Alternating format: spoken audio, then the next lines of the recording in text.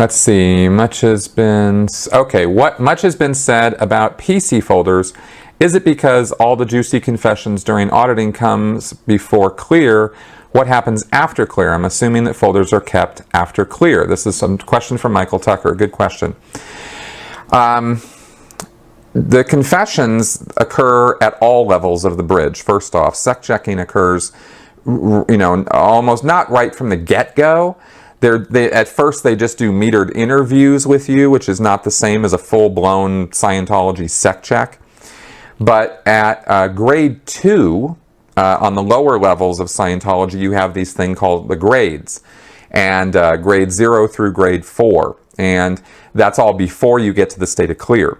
Grade 2 is all about your moral transgressions, and so they do sec checking. So if you haven't had any reason to have a sec check up till then, you will get thoroughly sec checked at grade 2, and that's where they're pulling, your bad deeds and your sins, and of course all of this stuff is written down. During the course of that auditing, that's not the kind of sec checking where they're going to then send you over to the ethics officer to deal with all of it. It's auditing. It's not, I think if you've been watching my channel, you might have heard me say that there is sec checks that falls under the confidential priest penitent privilege. This is just between you and me kind of auditing. And then there's investigatory sec checks where they're digging into your shit and they want to know all about it. And then you're going to go see an ethics officer to deal with that.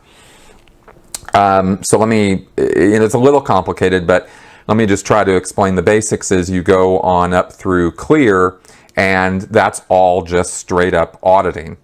So it's confidential, so you're not being confronted, you're not being made to do amends for all of your transgressions, and when they're done with the sec check, they tell you you're forgiven for everything you've said, but they do have a record of it all in your PC folder.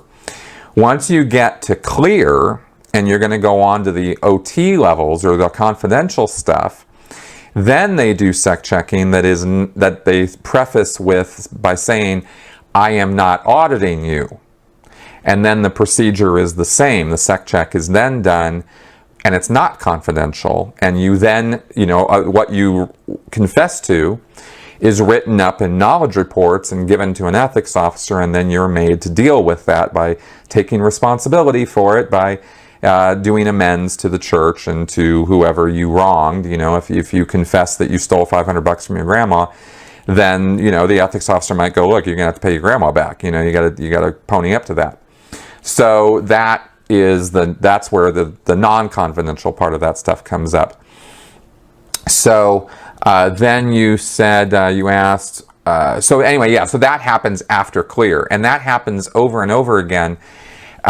Those sec checking are called OT eligibility, because they're sort of roto-rootering your life to make sure that you haven't been on the internet, you haven't been talking to bad people like me, you haven't been connected with the government, you haven't been cheating on your taxes, you haven't been doing this, that, and the other thing that would make you ineligible to do the upper level Scientology services.